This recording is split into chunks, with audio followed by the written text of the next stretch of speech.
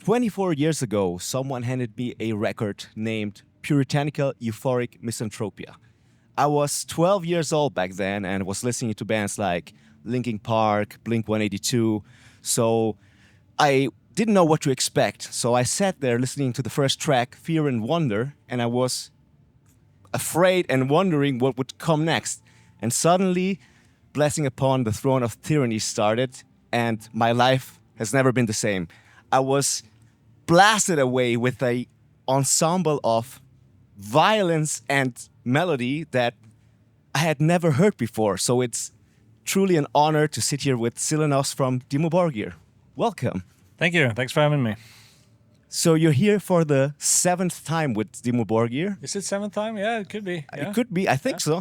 Yeah, we've been a few times now. Is there a special vibe that Wacken has that is like distinctive to it? I think it's like the mecca, the homo metal. As you said, we've been here many times. I remember specifically the first time in '97. We played in the afternoon in the daylight, but it was one of those things that you always remember. And we've been invited here to come back several times, so we love it here. What's the difference in playing in daylight or in darkness for you specifically? Well, if you have a lot of money into production, like we have had for many years now, then it kind of sucks because it doesn't have the same effect, and the same atmosphere and feeling. But at the same time, at the end of the day, the music is what people go home with, listening to, and yeah, but it's great to be able to headline Wacken again, and we have a great show with us now, so it's looking forward to it. Me too, because I'll be there, and I think you brought the perfect weather with it, like, I don't know, darkness and like this. It wouldn't be the same with good weather, to be honest. And well, yeah. I think that maybe the dark atmosphere of Norway has helped you come up with records like Death Cult Armageddon and other classics. And what I would like to know is, what was the main driving motivator or emotion that pushed you to write those records?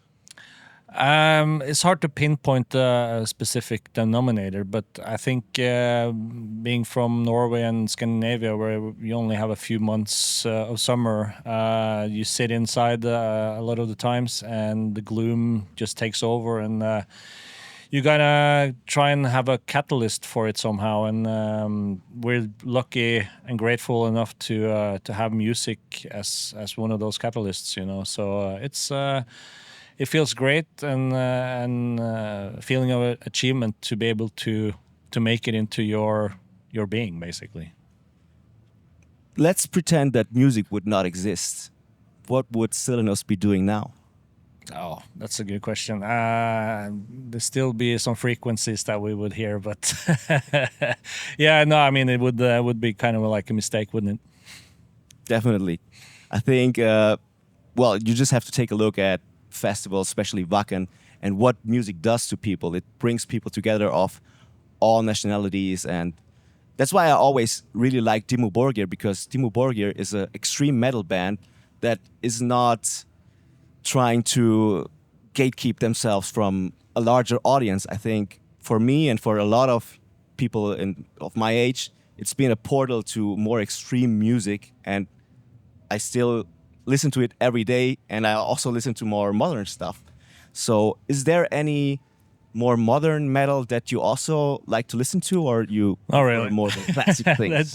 we most of us listen to 70s, 80s, and 90s stuff, but after you become older, obviously, and you open yourself up to different genres of music, and I think that's good in the sense that it gives you inspiration to continue to create something on your own, and it opens up your senses. And as you said, we are an extreme metal band, but we have never compromised. So it feels great to come to these achievements without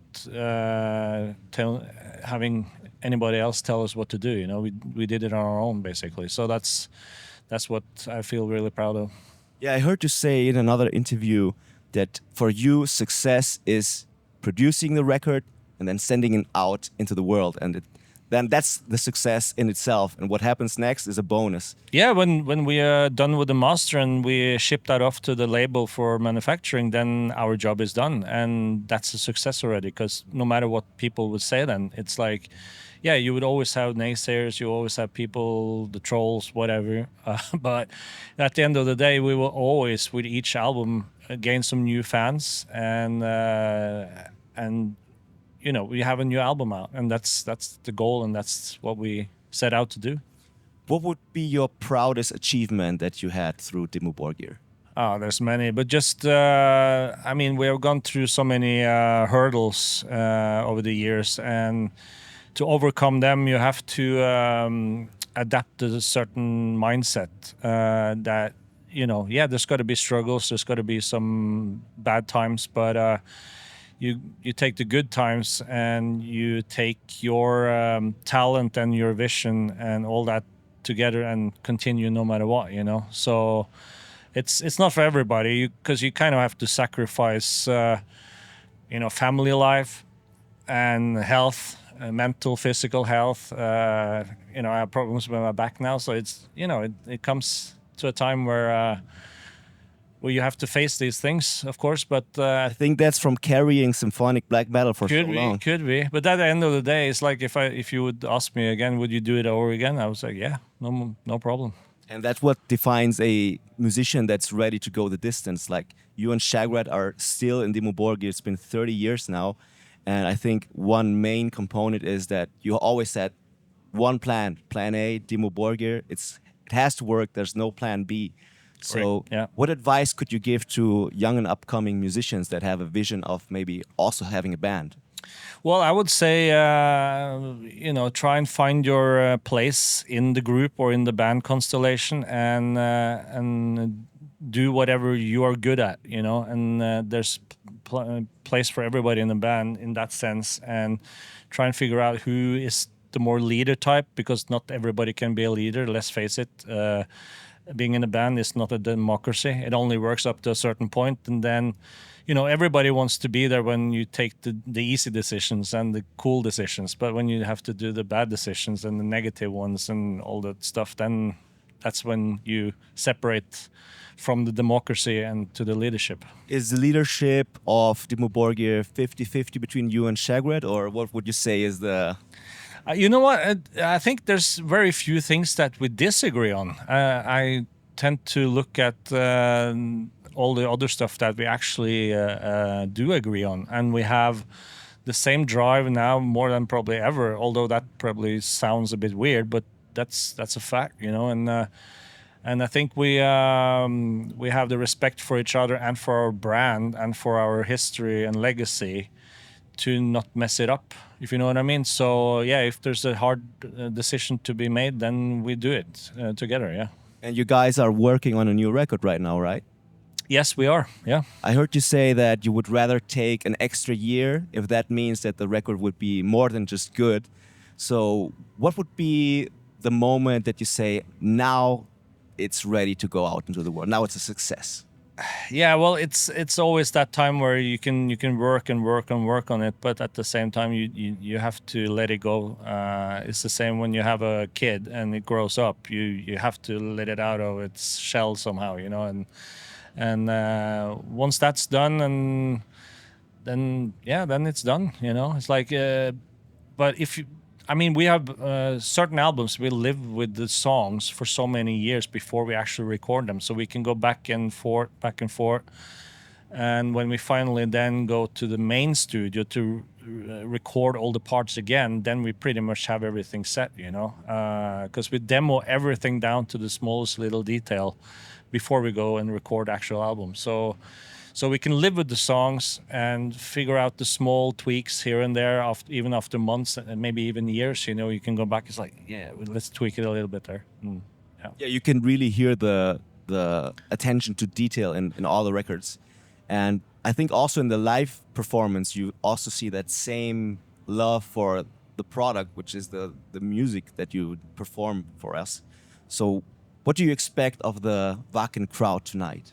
Well, we hope they're not too tired from the rain and the bad weather, but yeah, no, we're really looking forward to play, and we know that playing Wacken is always a historical event, no matter how you look at it. So, and we have a really cool set list for tonight, and yeah, so we can't wait to get on stage.